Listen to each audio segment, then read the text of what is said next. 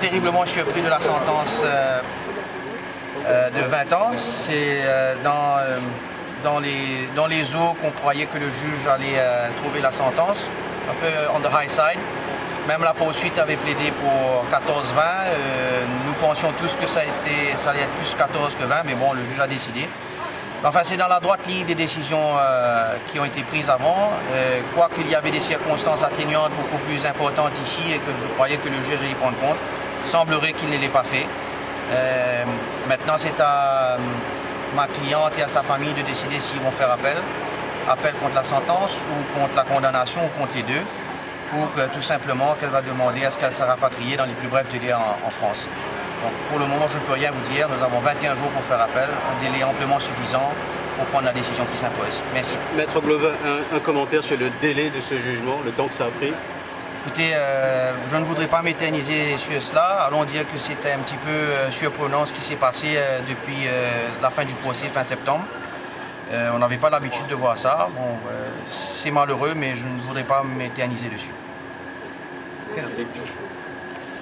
Franchement, on ne s'attendait pas à une sentence aussi prononcée que ça, vu que la poursuite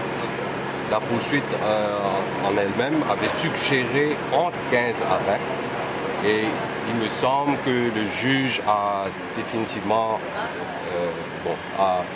n'a pas pris ça en ligne de compte en passant la sentence.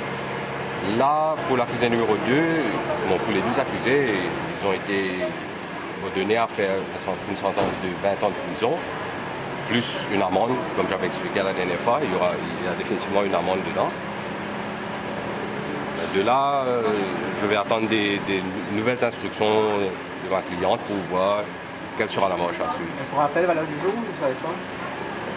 À ce stade, je ne peux ni confirmer ni infirmer ça, vu que on a parlé de ça là maintenant et on va prendre une décision dans les jours qui viennent. Vous avez quand même de sérieux points pour faire appel, non, je pense? Définitivement. On a contemplé l'appel et il y a certains